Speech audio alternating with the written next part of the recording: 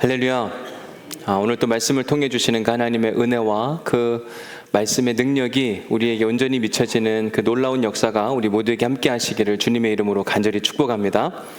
저는 최근에 지난 5년간 제 목회 사역을 되돌아보는 시간을 가졌는데 그 결과 저는 저희 교회에서 목회하는 은혜와 즐거움이 있구나라고 하는 결론을 내리게 됐습니다.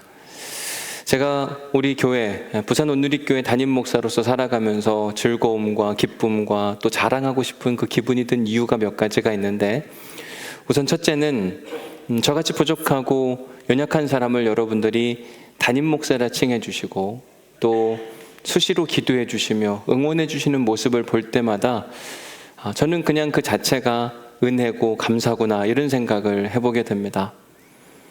어제도 바자회를 하는데 저보고 뭐 좀 하나 하라 그러더라고요.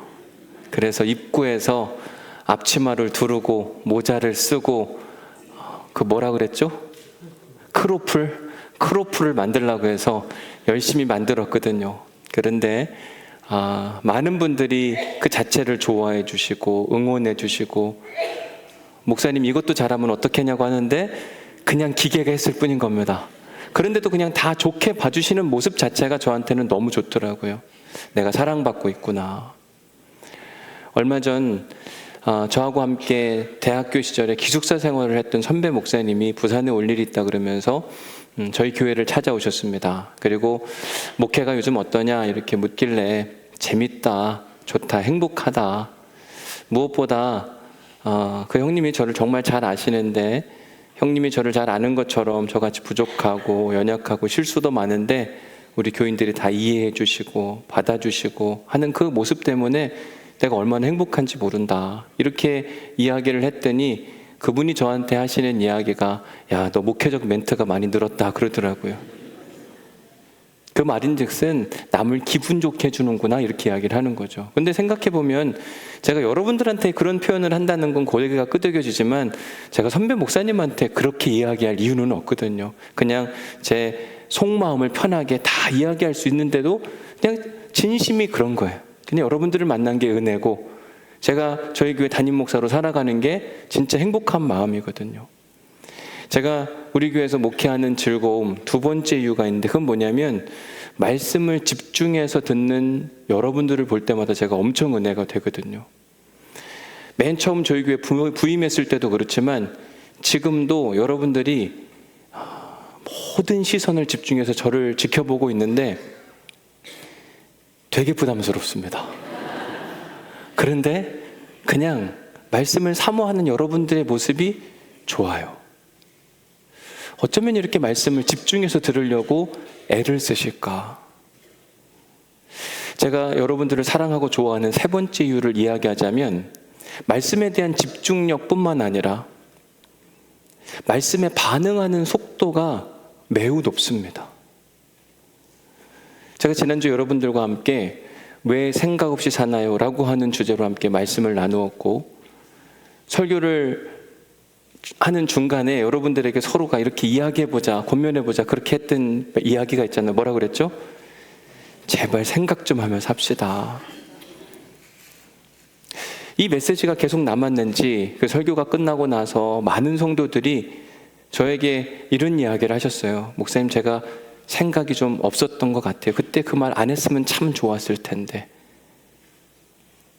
어떤 말씀이 떨어졌을 때 그 말씀에 반응하는 속도가 여러분들은 매우 높더라고요. 목회자에게 목회하면서 제일 행복한 순간은 언제냐면, 강단에서 흘러나간 메시지가 성도들에게 영향력을 미치고 삶이 바뀌어질 때, 목회자는 제일 행복하고 즐거운 순간입니다. 지난주 화요일 새벽이었습니다. 요즘 호세아서 말씀을 가지고 함께 말씀을 나누고 있는데, 호세아서 말씀과 함께 건강한 리더란 누구냐, 어떤 문제가 발생했을 때 그 문제에 대한 시시비비, 옳고 그름을 가리고 잘못된 사람을 책망하고 책임을 물으려고 하는 리더가 좋은 리더, 건강한 리더가 아니라, 어떤 한 문제가 발생했을 때 그 문제에 대한 바른 판단, 이건 매우 중요합니다. 그런데 거기서 끝나는 게 아니라 어느 때는 리더가 그 문제에 대한 책임 추궁보다는 오히려 자신이 그 책임을 짊어지려고 할 때 사람들은 그 리더를 좋아하고 그러한 리더를 건강한 리더라 이렇게 명령한다고 제가 설교한 적이 있습니다. 그러면서 예수님을 소개해드렸어요. 예수님 생각해보면 우리의 죄를 감춰주신 게 아니라 들춰내셨습니다. 그리고 나서 우리의 죄에 대한 책임을 묻기보다 예수님이 십자가에서 우리의 죄를 위하여 돌아가셨거든요. 그게 복음이다. 예수님이 우리의 건강한 리더다. 우리 함께 그 건강한 리더가 되어보자라고 설교를 했는데, 그날 우리 유목사님을 통해서 제가 들은 이야기는, 그날 설교를 들었던 우리 어느 교우께서, 리더께서 건강한 리더가 되고 싶은 마음에 분명히 어떠한 누군가 잘못한 일이 있는데 본인이 그 잘못을 책임져 보겠다고 이야기하는 고백을 저한테 건네주시는데 제가 얼마나 행복했는지 모릅니다. 말씀이 떨어지면 즉각적으로 반응하려고 하는 성도들이 여러분들이더라고요. 제가 행복하지 않다고 말할 이유가 전혀 없는 겁니다. 이런 분들하고 신앙생활 하는데 어떻게 행복하지 않을 수가 있겠는가. 또 하나 제가 우리 교회에서 행복하게 목회하는 이유를 소개해드리면, 우리 교회에는 헌신하고 수고하고 희생하려고 하는 성도들이 매우 많습니다. 어제 바자회만 봐도 그래요. 이른 아침부터 밤 늦게까지 자기 시간과 물질과 에너지를 써가면서 헌신하는데 기쁨으로 하시더라고요.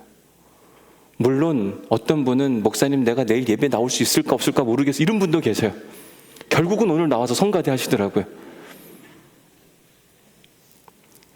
십자가 복음이란 내 짐을 누군가에게 지워주는 게 아니라 누군가의 짐을 내가 나누어 지는 것인데, 우리 교회에는 섬김 받으려고 하는 사람들도 있지만 섬기려고 하는 사람들도 적지 않게 많다는 겁니다. 최근에 저희 교회 양육국에서 리서치를 했는데 전체 작년 교인 중에 38.4%가 교회 사역에 헌신하고 있는 모습을 보게 됐습니다. 여러분, 교회 전체 인원의 38.4%가 헌신한다는 건 정말 놀라운 결과입니다. 최근에 교회들마다 봉사자가 없어서 다들 난리입니다. 섬김 받으려고 하는 사람은 많은데 섬기려는 사람이 없다는 거예요. 근데 우리 교회에는 38.4%, 특별히 지난 5년간 저희 교회에 등록한 교인들 중에 50%가 사역을 하고 있어요. 그 말인즉슨 2명 중에 1명은 등록하면 교회 안에 이런저런 봉사의 자리에 나아간다고 이야기를 하는 겁니다. 그렇다고 막 다른 교회에서 이전에 오신 분들만 있냐? 아니요. 믿음을 막 처음 가지신 분들도 있는데 그런 분들도 봉사하고 나서시는 모습이 저한테는 엄청 큰 은혜가 아닐 수가 없습니다. 말씀을 듣고 말씀에 반응하고 십자가 복음에 온전히 살아있는 성도들과 함께 목회하는 건 진짜 행복 그 자체가 아닐까. 5번째 이유. 몇 번째까지 가려고 하는 건가? 저게 언제 끝나나? 사실은 따져보면 훨씬 더 많은데 오늘은 5가지만 하려고 합니다. 제가 우리 교회에서 목회하는 즐거움, 제가 우리 교회를 사랑하는 또 하나의 이유는 뭐냐면 성도들의 성숙함입니다. 성숙함은 언제 찾아오냐? 지난주 설교와 함께 연계해보면 생각하는 사람들은 질문이 있거든요. 질문하는 사람들은 그 질문에 대한 답을 가지고 살아가려고 애를 쓰더라고요. 제가 신앙생활하고 또 목회 이렇게 쭉 해오면서 저희 교인들은 질문이 많은 성도들이다, 이런 생각을 해보게 됩니다. 제가 교회 안에서도 돌아다닐 때 질문하시는 분들도 계시고, 신방 가면 지난주에도 어느 분이 목사님 진짜 궁금한 거 있는데 얘기해 주실 수 있냐? 일단 들어보고 제가 답해드리겠다. 뭐가 그렇게 궁금하시냐?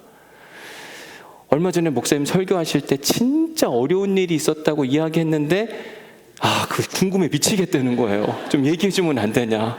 제가 얘기해 줄 것 같으면 설교 시간에 얘기를 했겠지. 제가 다 얘기해 드릴 수는 없으니까 그냥 그건 묻어두고 지내시라 그랬거든요. 그래도 그렇게 물어주는 게 좋은 거예요. 여러분, 궁금해한다는 건 관심이 있다는 거거든요. 사람에 대한 관심, 교회에 대한 관심, 무엇보다 하나님 나라에 대한 관심 가운데 하나님 말씀에 대한 질문을 하는 분들은 전 더 좋아요. 성경에 이런 이야기가 있는데 이건 무슨 의미냐? 잘 이해가 안 된다. 얼마나 하나님 말씀이 궁금했으면 그렇게 질문을 하실까?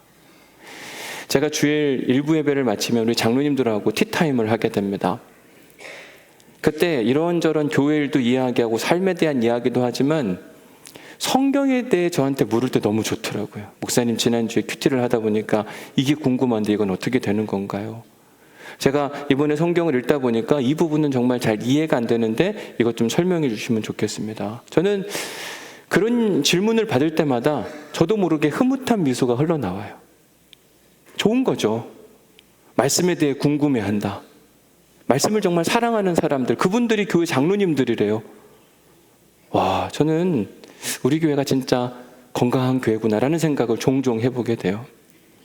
2주 전에 워싱턴 사김의 교회에서 목회하시는 김용복 목사님께서 오셔서 설교해 주셨습니다. 김용복 목사님은 신약을 전공하시고 박사학위까지 받을 정도로 탁월하신 분. 그걸 알아서 그랬는지 모르겠지만 일부 예배가 끝나고 장로님들과 함께 티타임을 하는데 어느 장로님께서 질문을 하신 겁니다.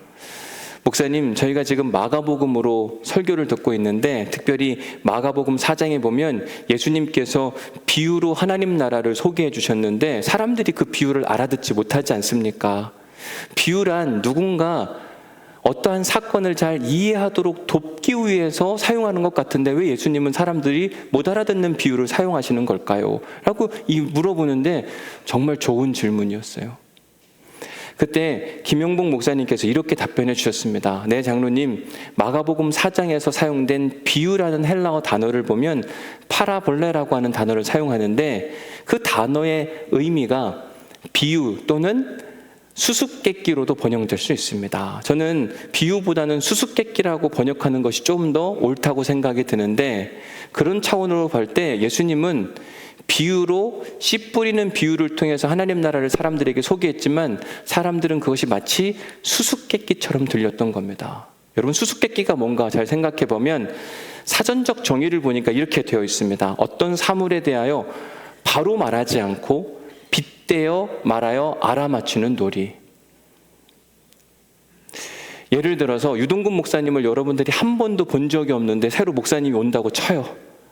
새로 오는 목사님은 어떻게 생겼습니까? 라고 이야기할 때 유동근 목사님 뭐로 비유해 드리면 좋을까요? 정우성처럼 생겼다고 막 이야기하면 안 맞나?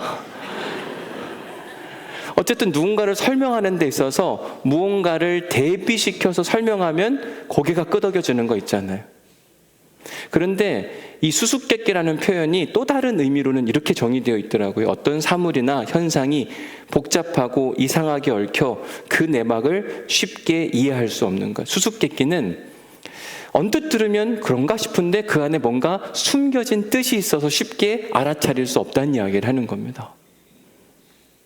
한 번은 저하고 함께 사역하던 전사님이 있었는데 같은 사무실을 사용하고 그분은 청년부고 저는 전체를 총괄하는 역할을 했으니까 자주 만나고 자주 이야기하는데 사실은 그 전사님이 저한테 많이 혼났어요. 이런저런 일들 때문에. 그런데 어느 날 그 전사님이 저한테 하시는 이야기가 뭐냐면 목사님은 이상주의자 같다 그러더라고요. 자, 여러분, 이상주의자는 좋은 표현일까요? 안 좋은 표현일까요? 이상주의자 그러니까 저는 되게 좋다고 생각을 했거든요. 이상을 꿈꾸고 살아가는 사람이라. 근데 한참 지나고 나서 보니까 안 좋은 표현이었어요. 목사님은 너무 높은 지향점을 가지고 있다. 현실은 그렇게 이루어지지 않는데 왜 자꾸 높은 지향점을 얘기하시냐. 제가 그 전사님께 해드렸던 이야기가 뭐냐면 우리는 하나님을 믿는 사람이지 않냐. 하나님이 일하시면 그 지향점은 충분히 도달할 텐데 우리가 그 하나님을 믿지 않으니 현실적인 안에서만 생각하고 답을 찾으려고 하는 게 아니냐. 어느 때는 우리가 어떤 이야기를 들었을 때 그 안에 뼈가 담겨 있을 때가 있어요. 그래서 그냥 언뜻 지나가면서 들으면 좋은 것 같은데 그 안에 뭔가 뒤에 숨겨진 의미가 있다. 그런 수수께끼는 잘 풀리지가 않는 겁니다. 또 어떤 수수께끼는 내가 직접 경험해 봐야만 깨닫고 알아지는 게 있습니다. 성경에 보면 하나님께서 수수께끼 같은 메시지를 전할 때가 있어요. 예를 들면 사사기 7장에 보면 하나님께서 기드온이라는 사람을 불러서 전쟁을 준비하라고 이야기합니다. 지금 미디안과 아말렉 사람들이 쳐들어오니 전쟁을 준비하라. 근데 그 적들의 숫자가 얼마나 많은가? 모래알처럼 많다 그랬어요. 바다의 모래알 엄청 많은 겁니다. 그래서 기드온이 사람들을 불러 모았는데 그 숫자가 무려 32,000명이었어요. 근데 하나님께서 뭐라고 이야기하냐면 너무 많대요. 돌려보내랍니다. 두려워하는 사람 안 된다. 돌려보내라. 돌려보내고 났더니 10,000명이 남았습니다. 지금 적들은 수없이 많은데 10,000명 갖고 싸우는데 이 말이 안 되거든요. 근데 하나님이 한 말씀 더 하시는 거예요. 여호와께서 기드온에게 이르시되 야 지금도 많아. 더 보내라고 이야기를 하는 겁니다. 이해할 수 없는 이야기. 지금 적들이 수없이 많은데 지금 우리가 32,000명 모였다가 22,000명 돌려보냈고 10,000명 남았는데 이것도 많다고 더 돌려보내라고 이야기합니다. 알 수 없는 이야기. 출애굽기 14장에 보면 이스라엘 백성들이 애굽을 떠난 이후에 앞에 홍해가 있고 뒤에는 애굽의 군대가 쫓아오는 일이 있을 때 모세가 이스라엘 백성들에게 이렇게 이야기합니다. 너희는 두려워하지 말고 가만히 서서 여호와께서 오늘 너희를 위하여 행하시는 구원을 보라. 지금 가만히 있을 때가 아니라 뭔가 해야 되거든요. 근데 가만히 있으라는 거예요. 이해할 수 없는 하나님의 명령, 수수께끼 같은 메시지예요. 열왕기 5장에 보면 나아만 장군, 아람 군대의 나아만 장군이 사람 질병 잘 고치기로 소문난 엘리사에 대한 이야기를 듣고 먼 길을 달려왔는데 엘리사가 하는 이야기가 쳐다보지도 않아요. 저기 요단강이 있는데 요단강에 7번 몸을 적시라고 이야기합니다. 나아만의 생각엔 자기 동네인 아람의 시내가, 깨끗한 시내가 얼마나 많은데 이 피부의 질병을 가진 나에게 저 더러운 요단강에 담그라고, 이해할 수 없는 하나님의 메시지였습니다. 그런데 생각해 보면 하나님은 300명을 가지고 그 수많은 적들을 물리치게 하셨어요.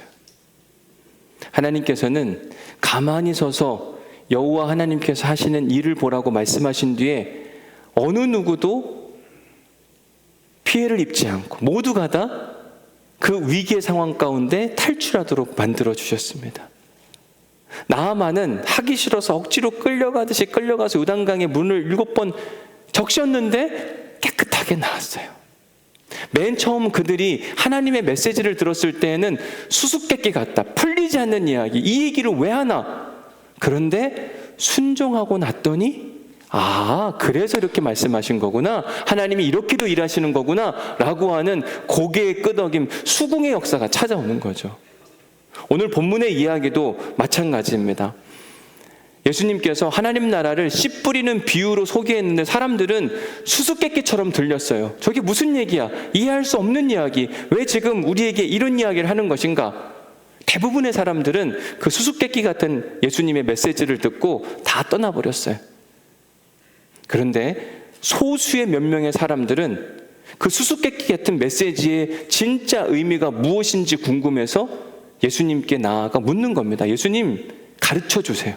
예수님, 그 메시지를 우리가 듣고 싶습니다. 풀어 설명해 주세요. 그때 예수님께서 오늘 본문 13절에서 이렇게 말씀하십니다. 한번 같이 읽어볼게요. 시작. 또 이르시되 너희가 이 비유를 알지 못할진대 어떻게 모든 비유를 알겠느냐. 예수님이 말씀을 하셨는데 못 알아듣으니까 조금 답답하셨나 봅니다.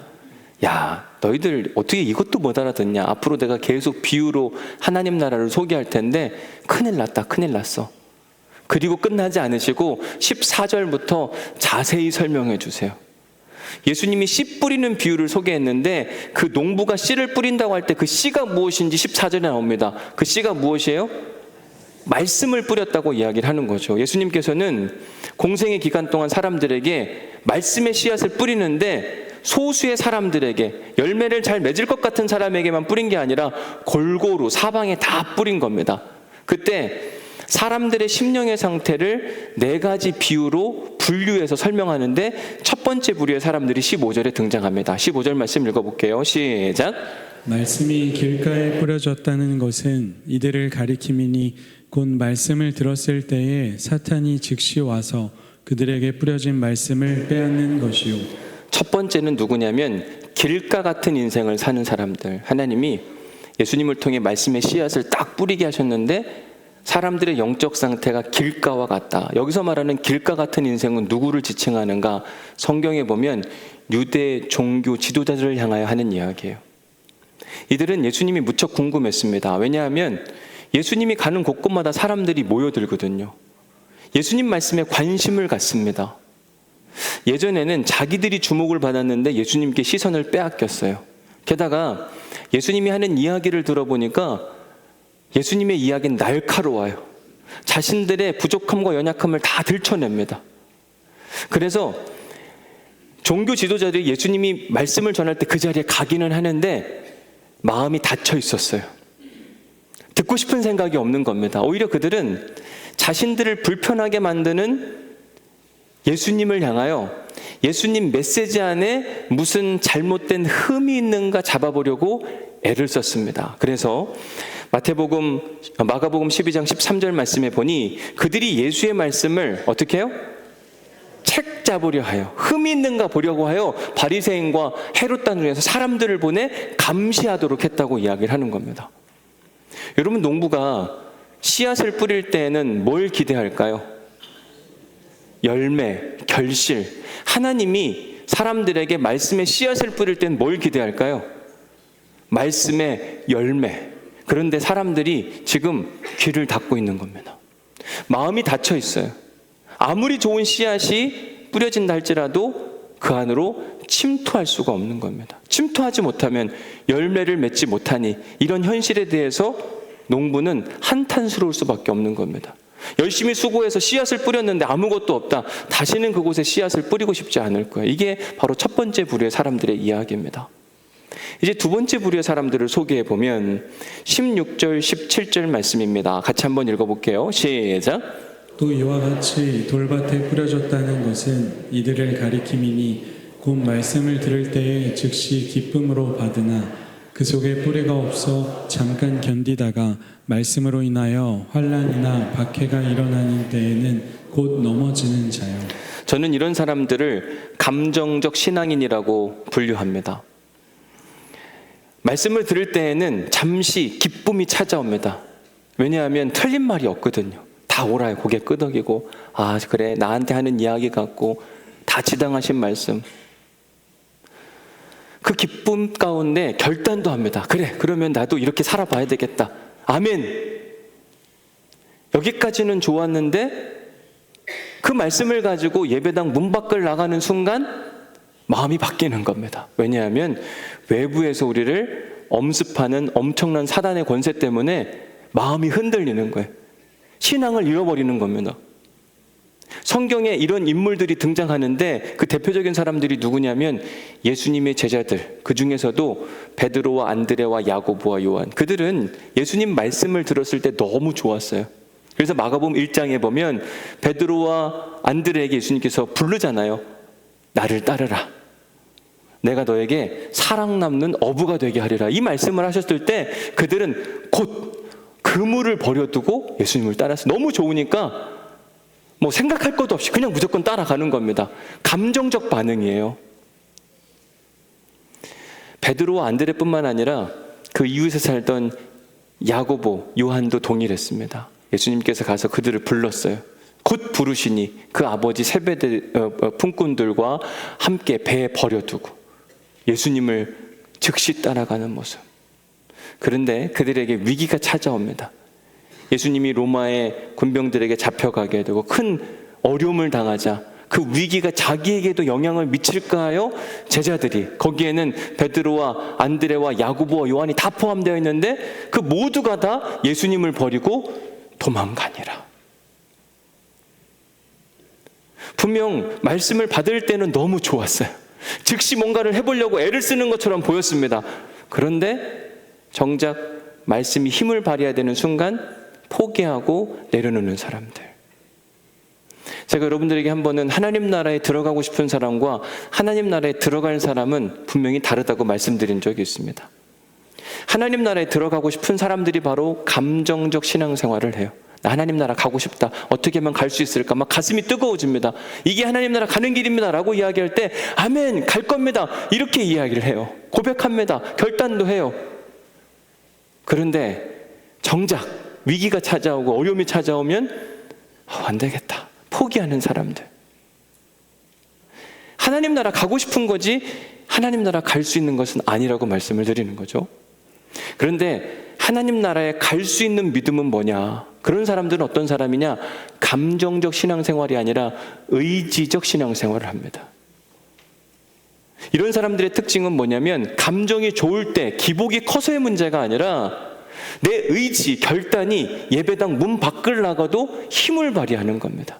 외부에 어떠한 압력이 찾아오고 나에게 손해가 감수된다 할지라도 그 믿음을 끝까지 지켜나가는 성도. 이것이 바로 천국에 갈 수 있는 믿음인 겁니다.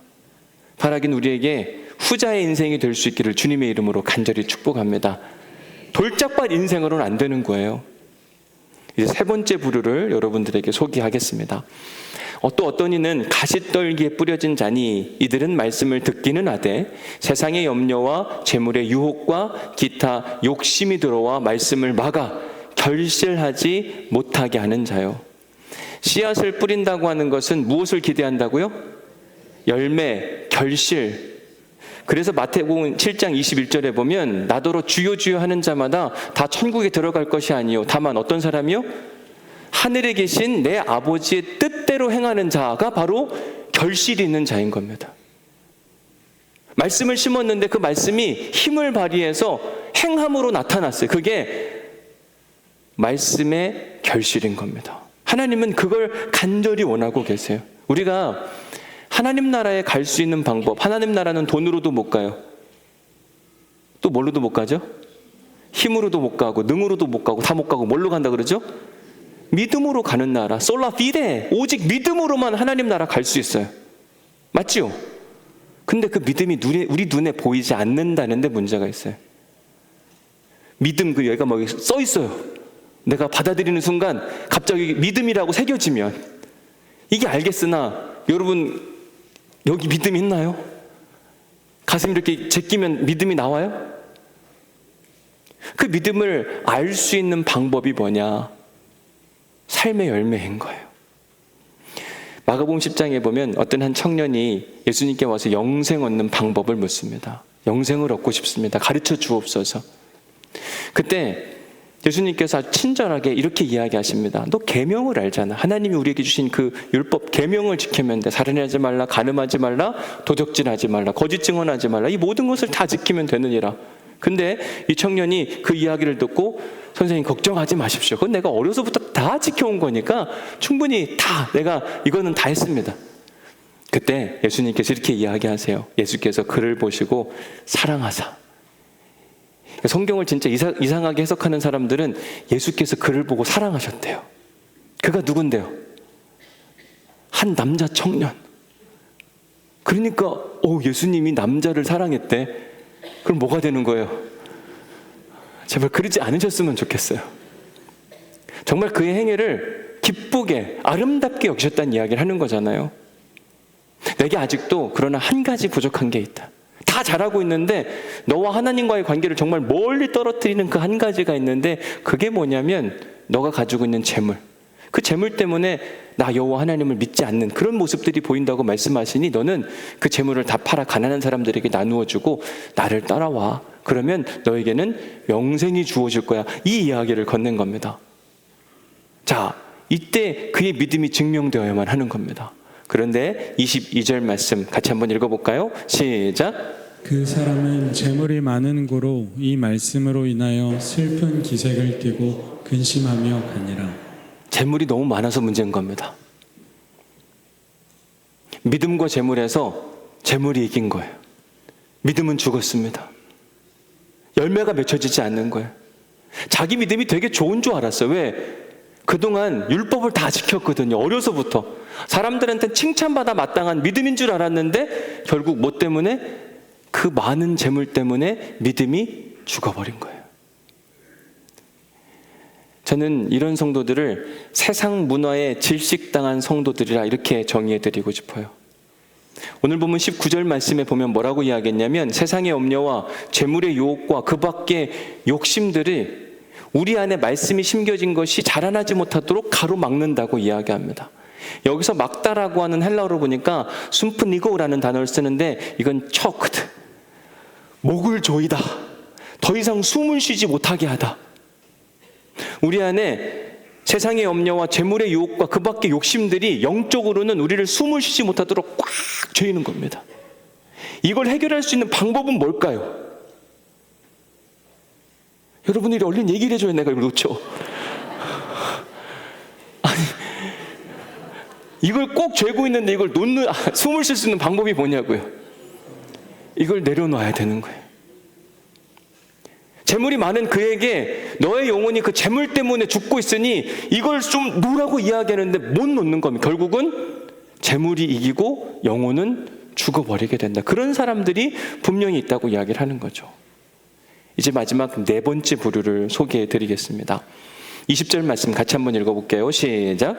좋은 땅에 뿌려졌다는 것은 곧 말씀을 듣고 받아 30배나 60배나 100배의 결실을 하는 자니라. 우리가 신앙생활하면서 길가 같은 신앙, 돌짝밭 같은 신앙, 가시덤불 같은 신앙, 이런 신앙생활보다는 30배, 60배, 100배의 결실을 맺는 좋은 땅이 되기를 우리 모두가 다 갈급해할 겁니다. 다 그러시죠? 좋은 땅이 됐으면 좋겠잖아요. 그럼 어떻게 좋은 땅이 되느냐? 그걸 이제 여러분들에게 소개해드리고 오늘 설교를 마무리하려고 하는데 20절에 보면 두 가지 비결을 소개하더라고요. 좋은 땅에 뿌려졌다는 것은 곧 말씀을 어떻게 해요? 듣는 게 엄청 중요합니다.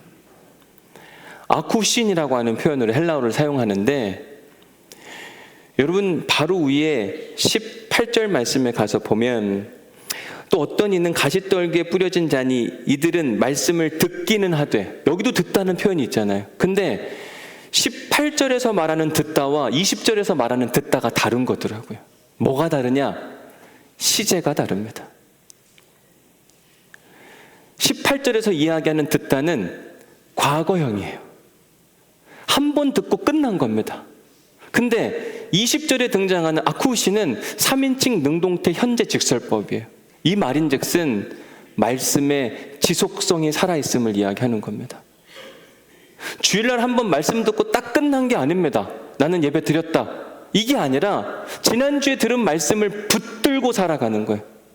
마음에 새기고 곱씹어 살아가는 겁니다. 지난주에 생각하는 것이 얼마나 중요한가, 생각하고 좀 말해보자. 이 이야기가 일주일 내내 살아있는 사람을 하나님께서는 좋은 땅이라고 칭하고 그런 땅에서 30배, 60배, 100배의 결실을 맺는다고 이야기하는 겁니다. 결국 그러니 우리가 주일날 한번 예배 참석하는 것으로 우리의 신앙이 좋은 땅이 될 수 없다는 이야기를 하는 거예요. 들려진 말씀을 곱씹어가며 되새겨가며 살아가는 일주일의 삶이 우리를 좋은 땅으로 바꿔주는 겁니다. 두 번째는 좋은 땅에 뿌려졌다는 것은 곧 말씀을 듣고 그 다음에 무슨 표현이 있죠? 받아. 듣기만 하면 되는 게 아니라 받아들이는 신앙이 필요한 거예요. 파라데코마이라고 하는 표현을 사용하는데 이 파라데코마이는 호의적으로 반응하다, 자신의 집단에 들어오는 것을 기꺼이 허락하다, 이런 뜻을 갖고 있습니다. 말씀이 딱 내게 임했을 때 그것을 호의적으로, 이건 태도의 문제거든요. 능동적이고 적극적인 자세를 취하는 그러한 땅이 좋은 땅이라는 이야기를 하는 겁니다. 우리에게 하나님 말씀이 들려졌어요. 근데 그 말씀이 어느 땐 불편하고 힘들고 어렵다 할지라도 잠시 흔들릴 수는 있으나 기꺼이 그 말씀이 내 삶에 이루어지기를 소망하며 나아가는 성도들, 그런 땅에 하나님께서 30배, 60배, 100배의 결실을 허락하신다. 예수님이 그랬잖아요. 예수님에게 하나님께서 메시지를 주셨는데 십자가를 지라고 이야기합니다. 예수님이 흔들렸어요. 왜 저죠? 안 하고 싶은데요. 다른 사람에게 그 십자가가 지워질 수 있다면 다른 사람이 했으면 좋겠습니다. 이게 바로 예수님이 원하신 거였어요. 그런데 그 흔들리는 마음을 바로 잡고 예수님은 십자가에 달려 죽으셨습니다. 온전한 순종. 그랬더니 30배, 60배, 100배의 결실을 맺은 것이 무엇이냐면 부활인 거예요. 예수님은 좋은 땅의 마음밭을 가지고 살아가셨더니 하나님께서 그를 사망 권세에서 승리하게 하시고 부활로 하나님의 살아계심을 증명하게 하신 겁니다. 사랑하는 성도 여러분, 오늘 설교 제목을 보시면 뭐라고 되어 있습니까? 나의 상태는 어떠한가? 나의 영적 상태. 크게 오늘 4가지 부류로 소개를 해드렸는데 말씀의 씨앗을 뿌리는 예수님의 마음 4가지 밭이 있다. 첫 번째, 길가 같은 신앙. 두 번째, 돌짝밭 같은 신앙. 세 번째, 가시덤불 같은 신앙. 지금 오늘 예배드리는 분들 중에도 이런 분들이 분명히 계세요. 가시 같은 신앙, 돌짝밭 같은 신앙, 길가 같은 신앙. 교회에는 다 좋은 마음밭만 갖고 계신 분이 계신 건 아니더라고요.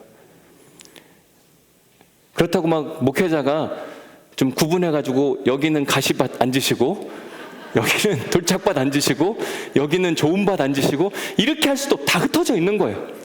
근데 말씀의 뿌리를 다 뿌리는 건 계속 뿌리는 겁니다. 근데 하나님이 진짜 우리에게 원하시는 건 뭐냐면 열매를 맺기를 원하세요. 결실이 있기를 원하는 겁니다. 왜 우리에게 열매와 결실이 중요한가? 마태복음 3장 12절에 그 이유가 나옵니다. 같이 한번 읽어볼게요. 마태복음 3장 12절 시작. 손에 키를 들고 자기의 타작마당을 정하게 하사 알곡은 모아 곳간에 들이고 쭉정이는 꺼지지 않는 불에 태우시리라. 알곡은 곳간에 모아드린다고 이야기합니다. 그러나 쭉정이는 꺼지지 않는 불. 하나님은요 우리에게 쭉정이가 아니라 알곡, 열매가 있는 존재가 되기를 원하는 겁니다. 간절히 원하세요. 그리고 그 방법을 오늘 우리에게 가르쳐 주셨어요. 첫 번째, 아코우신 듣는 신앙이 필요하다. 잘 듣는 신앙. 여러분 제가 보니까 오늘 여러분들이 말씀을 진짜 잘 들으시더라고요. 말씀을 듣다 할 때 이 듣다라고 하는 표현을 히브리어도 그렇지만 영어로도 2가지 형태로 우리가 사용할 수 있는데 히어링이라고 이야기하는 건 말씀이 듣고 지나가는 걸 보통 이야기하잖아요. 근데 리스닝은 말씀을 귀 기울여 듣는 겁니다. 제가 보니까 오늘 몇 분을 제외하고 엄청 잘 들으시더라고요. 이제 우리에게 필요한 건 뭐냐면 아코우신, 듣는 것까지는 잘했습니다. 그 다음에 필요한 게 뭘까요? 파라데쿠마이라고 이야기하는 말씀에 적극적으로 반응하는 신앙이 필요한 거예요. 그걸 받아들이는 신앙. 그러면 30배, 60배, 100배의 결실을 맺으리라고 하나님이 약속해 주셨어요. 특별히 이번 주간은 내일부터 특별 새벽 기도회가 있습니다. 왜 하필 오늘 이 말씀이 여기에 등장하는지 저도 잘 모르게 하겠습니다. 여기에 비유해서 이제 결론을 내려드리면 길가 같은 신앙은 오늘 특별 새벽 기도를 듣고도 생각이 없는 겁니다. 일단 귀를 닫았어요. 저건 나와 난 상관이 없다. 여러분들의 영적 상태를 이제 점검하시면 돼요. 그리고 적으시면 됩니다. 나는 길가 같은 인생이다. 내일 아예 나올 생각을 아예 지금 하지 않으신 분들은 나는 길가라고 생각하시면 돼요. 두 번째, 돌짝밭 같은 인생은 누구냐? 그래, 한번 해봐야 되겠다. 이번 특별 새벽 기도회는 내가 반드시 참여해야 되겠다라고 하는 마음은 갖고 있으나 예배당 문 밖을 나가는 순간 이제 끝나는 겁니다. 여기만 뜨거워, 지금만. 뭔가 지금만 의지가 있어요. 아내가 말려갖고 못 나갈 것 같다. 회사가 그런 거 싫어한다. 뭐 이런 거. 외부의 압력 때문에 그만두는 사람들. 세 번째, 가시덤불 같은 신앙생활은 집에까지 갑니다, 가지고. 근데 내일 새벽부터 싸우는 거예요. 야, 오늘 일어나면 엄청 하루가 피곤할 텐데 여기도 시작해가지고 이것도 안 될 것 같고 저것도 안 될 것 같고 그리고 포기하는 겁니다. 그런데 좋은 땅은 아쿠신 잘 듣고 파라데쿠마이, 그 이야기가 어렵기는 하지만 사실 일주일 동안 새벽기도 하는 일, 특별 새벽기도 하는 일이 결코 쉽지는 않습니다. 그건 여러분들도 힘들고 저도 힘들어요. 똑같습니다. 그런데 해보는 거죠. 우리가 할 만해서 하는 건 믿음도 아닙니다. 그냥 하는 거죠. 믿음은 할 수 없는 것을 하는 것이 믿음이더라고요. 제가 오늘 설교 준비를 마무리하고 엄청 부담스러웠습니다. 왜냐하면 이게 제가 여러분들을 거의 협박하는 것 같아서, 당신들 믿음이 좋은 땅인가 보자, 내일 새벽에 판가름 난다, 이런 것 같아서 제가 너무 부담스러운 거예요. 근데 왜 하필 하나님 오늘 이 말씀을 저에게 허락하셨나요? 제가 주제 설교를 하는 사람이면 정해서 한다고 생각할 거예요. 이 가을 특별 새벽기도를 앞두고 아주 정했구만 그럴 텐데, 저는 그렇게 하는 게 아니라 마가복음을 그냥 따라서 하다 보니 마침 이 말씀을 만났다는 건 하나님이 오늘 우리에게 30배, 60배, 100배의 결실을 맺게 해주고 싶은데 누려보라고 말씀하시는 거거든요. 도전해 보십시오. 그래서 여러분들에게 오늘 묵상 질문 1번 답을 가르쳐 드리겠습니다. 1번 답은 뭐냐면 특세에 간다, 이렇게 적으시면 됩니다. 은혜 받은 말씀 있잖아요. 아예 정해 드리는 거예요. 1번, 오늘 은혜 받은 말씀. 오늘 이렇게 말씀을 들었는데도 불구하고 그게 안 들린다면 곤란합니다. 그죠? 그래서 적으셔요. 그렇게 나는 특세에 반드시 끝까지 간다, 중간에 포기하지 않고 끝까지 간다. 좋은 밭이 되어서 30배, 60배, 100배의 신앙, 그리고 믿음의 결실. 하나님이 우리의 기도를 들으시고 응답하시는가, 응답하지 않는가 한번 봐봐라. 두 번째 묵상 질문을 보면, 수수께끼 같은 하나님 나라의 비밀은 결코 쉽게 이해되지 않습니다. 그러면서 제가 거기에 기드온, 모세, 이스라엘 백성들, 나아만 이야기 해드렸는데, 어느 때는 저기 뭔 얘기야, 왜 저런 이야기를 하는 거야, 이해되지 않습니다. 근데 뭘 해본 결과 아는 거예요? 순종을 해본 결과 아는 겁니다.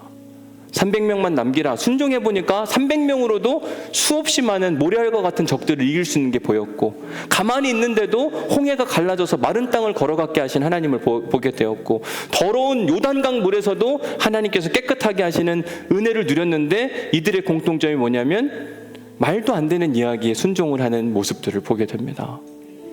마지막 세 번째, 나의 영적 상태는 내일 새벽에 여러분들이 체크하시면 됩니다. 저도 어려워요. 저도 이 설교 준비 다 끝내고 무슨 이런 설교를 하나님 하게 하시면, 이런 기도를 계속했어요. 근데 내일 새벽에 그냥 체크하세요. 집에서 하시든지 어떻게 하시든지. 근데 맨 마지막, 수용력과 적극성을 하나님이 원하고 계신다고 하는 것만 꼭 기억하시면 돼요. 이번 특세 주제가 뭐냐면 교회여 일어나라 라고 하는 주제로 함께 은혜를 나누려고 합니다. 시간이 흐르면 흐를수록 교회가 세상에 근심거리가 되어지고 있습니다. 빛이 되어야 하는데 문제가 뭘까? 저는 요한계시록에 등장하는 교회들을 통하여 여러분들에게 제시해 드리려고 합니다. 무엇을 지켜가야 되고 무엇을 바꿔가야 하는지. 가장 큰 문제는 교회에 1번, 2번, 3번의 신앙인들이 너무너무 많은 거예요. 그래서 말씀의 열매가 없는 것이 지금 교회가 힘을 잃어버리는 가장 큰 문제이기도 합니다. 요한복음에 보면 1장에 이런 이야기가 있습니다. 어둠이 빛을 이기지 못하느니라. 우리는 세상이 어두워진다고 걱정합니다. 걱정할 게 하나도 없는 게 뭐냐면 우리에게는 빛이신 예수 그리스도가 있기 때문에. 그분이 있는 한 어둠은 절대로 승리하지 못하거든요. 문제는 그 빛이 우리에게 없기 때문에 문제인 겁니다.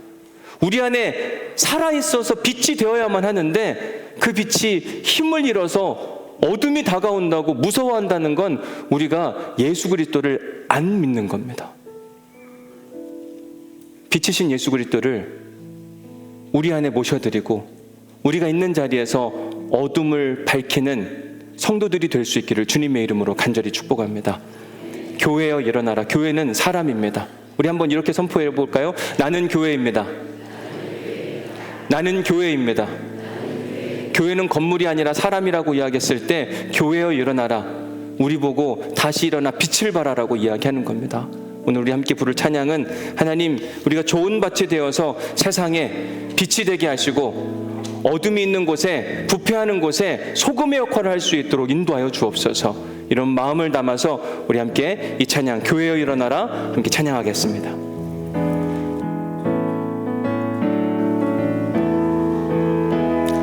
교회여 일어나라 주께서 부르시니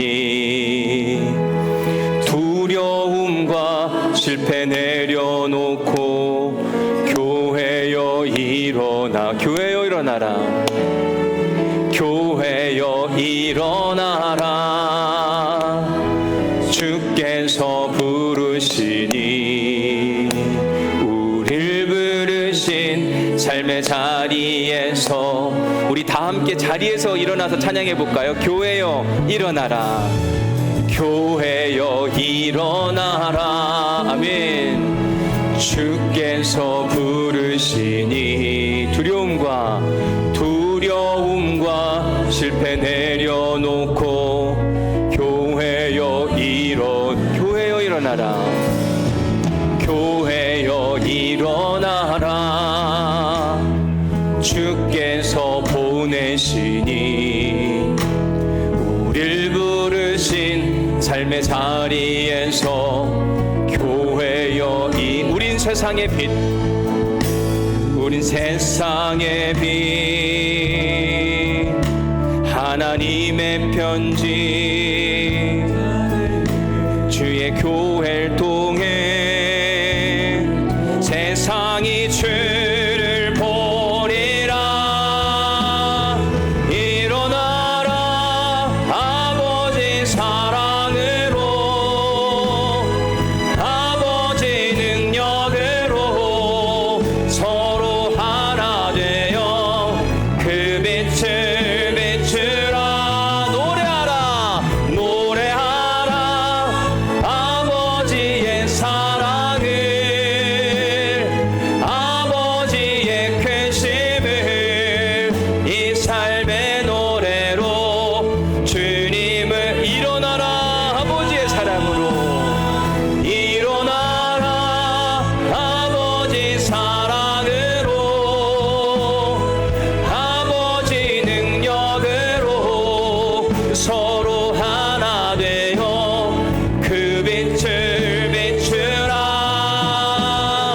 노래하라 아버지의 사랑을 아버지의 쾌심을 이 삶의 노래로 일어나라 아버지의 그 사랑으로 일어나라 아버지 사랑으로 아버지 능력으로 서로 하나 되어 그 빛을 비추라 노래하라 아버지의 사랑을 아버지의 쾌심을 이 삶의 노래로 주님을 나타내라 일어나라 하나님 우리가 일어섰습니다. 주님 우리가 가는 곳이 빛이 되게 하여 주옵소서. 삶의 열매를 통하여 주님을 드러낼 수 있도록 인도하여 주옵소서. 내가 당신을 통하여 주님을 보았다. 그 놀라운 일이 일어나기를 소망하며 기도합니다. 하나님 우리가 좋은 밭이 되게 하여 주옵소서. 말씀을 듣고 보니 길가 같은 사람이 나요 돌짝밭 같은 사람이 나였고 가시덤불로 매번 넘어졌던 것이 우리였음을 보게 됩니다. 그럼에도 불구하고 끊임없이 말씀의 씨앗을 뿌려주는데 주님 순종하게 하옵소서. 그리고 30배, 60배, 100배의 결실이 맺게 하여 주옵소서. 오늘보다 내일이 30배 더 나아지는 은혜의 사람들이 되게 하여 주옵시고 앞으로의 10년이 더 기대되는 믿음의 사람들이 될 수 있도록 도우시고 축복하여 주옵소서. 세상이 어둡다고 한탄만 하지 말게 하여 주옵시고 세상에 빛으로 살아가기를 선포하며 나아갈 수 있도록 인도하여 주옵소서. 주님께서 좋은 땅으로 살아가는 사람들에게 그 은혜 허락하신다고 말씀하셨사오니 주님 기대합니다. 주님 경험하게 하여 주옵소서. 이제는 우리 주 예수 그리스도의 은혜와 아버지 하나님의 극진하신 사랑과 성령님의 감동, 감화, 역사, 교통, 위로하심이 이제 오늘 말씀을 듣고 좋은 밭이 되기 위하여 말씀을 지속적으로 곱씹으며 주어진 말씀 앞에 적극적으로 파라데코마이의 인생을 살아가기로 결단한 우리 사랑하는 성도들에게 신앙의 열매가 30배, 60배, 100배로 충만해지시기를 간절히 축원하옵나이다. 아멘. 아멘. 주님 이루어지게 주옵시고 뜻 안에 살아가게 하시고 좋은 밭으로 살아가게 하옵소서. 좋은 밭으로 살아가게 하여 주옵소서. 하나님이 원하시는 그 밭이 기도합니다. 아멘. 그 밭이 되길 소망합니다. 그 밭이 되길 소망합니다. 우리의 밭을 기경하게 하고 말씀으로 기경하게 하시고 주신 말씀으로 기경하게 하옵소서. 주님께 간절히